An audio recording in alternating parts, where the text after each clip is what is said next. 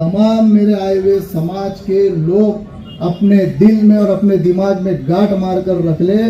अब्दुल हफीज वो शख्स है जो नाम का अब्दुल हफीज रहने के बाद भी 17 साल मराठी पत्रकार संगठन के वो अध्यक्ष रहे। 17 सालों तक उनके नेतृत्व में जालना जिले का मराठी पत्रकार संगठन जो है तो काम करती रही है। और आज भी अगर कोई भी इंसान अगर मराठी पत्रकार संगठन का अध्यक्ष बनता है तो बगैर इजाजत अब्दुल हफीज के वो नहीं बनता। तो ये मोहब्बत जितनी समाज के लोगों ने अब्दुल हफीज साहब को दी है उतनी ही मोहब्बत हमारे बिरादराने वतन जिन्होंने आजादी की लड़ाई हमारे बुजुर्गों के खांधे से खांधा मिलाकर इस देश को आजाद करने के लिए लड़ी है। ऐसे भी बिरादराने वतन के वोट और उनका मतदान आज अब्दुल हफीज भाई के साथ में। मेरे आप लोगों के दरमियान में आने की 2 वजह, अब्दुल हफीज साहब को सपोर्ट करने की 2 वजह। एक वजह तो मेरा समाज जो बहुत दिनों से, बहुत घंटों से या बहुत महीनों से ये सोच रहा था कि जालना में एक क़यादत सेकुलर नेता की पैदा हो, तो वो सेकुलर नेता अगर किसी में दिखाई देता है तो वो अब्दुल हफीज साहब के अंदर दिखाई देता है। और दूसरी वजह, वक्त कम है। अगर वक्त ज्यादा रहता था तो बहुत से मुद्दे हैं इनकी पोल खोलने के लिए। 15 मिनट अभी बाकी है, ये वाला नहीं, ये वाला 15 मिनट अभी बाकी है। अब्दुल हफीज भाई भी बोलेंगे। दूसरी वजह, एक दिल दुखा है इसलिए मैं आज आप लोगों के दरमियान।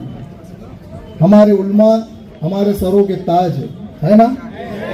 हमारे उल्माओं ने जो मेहनत 2024 के लोकसभा के इलेक्शन में की, सबने उनका साथ दिया कि नहीं दिया? हाथ उठाओ जिसने साथ दिया। उन्होंने हाथ उठाया, मैंने भी दिया। मैं कट्टर मजलिसी हमायम का होने के बाद भी मैंने यहाँ पर कांग्रेस को मतदान किया। सबने किए कि नहीं किए? हमारे उल्मा हमारे सर का ताज है, हम उनकी कभी भी बेइज्जती कतई ही सह नहीं सकते। कोई सह सकता क्या? उल्मा हमारे अंबियों के वारिस है या नहीं है? लेकिन आज कुछ हमारे ही भाई, कुछ हमारे ही दरमियान में रहने वाले हमारे भाई, हमारे दोस्त जावेद भाई, जब ये मालूम पड़ा कि जिन जिन उल्माओं ने ये ऐलान किया, भाई ऐलान कर सकते हैं ना, संगठन है, ऐलान कर सकते हैं नेक इंसान को वोट करो।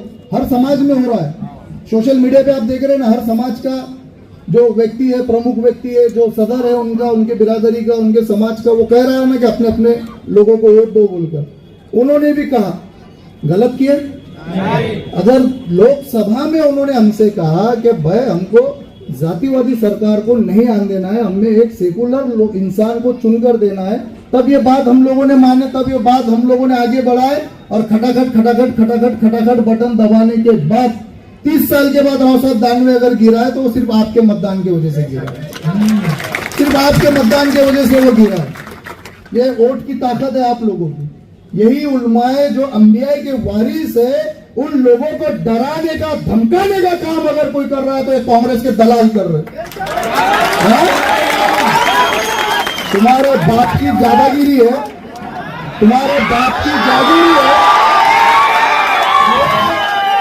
तुम्हारे नेता को, तुम्हारे टक्केवारी लेने वाले सम्राट को खुश करने के लिए अगर तुम हमारे उल्मा को डराने का काम करेंगे तो याद रखो, ये स्टेज से बोल रहे ना, याद रखो, आप तुम्हारे जहनों में बिठा लो। यहाँ का हर बच्चा, हर बूढ़ा, हर नौजवान उल्माओं की हिफाजत के लिए उनके आगे आगे खड़ा है। तुम्हारे बाप की जागीरी है, तुम्हारे बाप की दादागिरी चालू है जालना के अंदर। तुम्हारे नेताओं को खुश करने के लिए एक तरफ भाऊ को और एक तरफ सेठ को, एक तरफ गुस्ताखे रसूल और एक तरफ आरएसएस और उसकी विचारधारा को लेकर चलने वाला नेता है, और तुमको सारे समाजों को एक साथ लेकर चलने वाला अब्दुल हफीज नहीं चल रहा, हमारा उम्मीदवार नहीं चल रहा।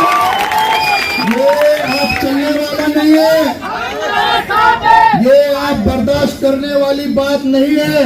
हमारे उलमाओं के सामने अब्दुल रशीद पहलवान साहब खड़े हुए, हमारे उलमाओं के सामने जमील मौलाना साहब खड़े, हमारे उलमाओं के सामने जावेद लक्की खड़े हुए, हमारे उलमाओं के सामने सैयद रहीम खड़ा हुआ है, हमारे उलमाओं के सामने जहीर भाई सोलागर खड़े हुए, हमारे उलमाओं के सामने ला इलाहा इल्लल्लाह मोहम्मदुर रसूलुल्लाह पढ़ने वाले खड़े वाले।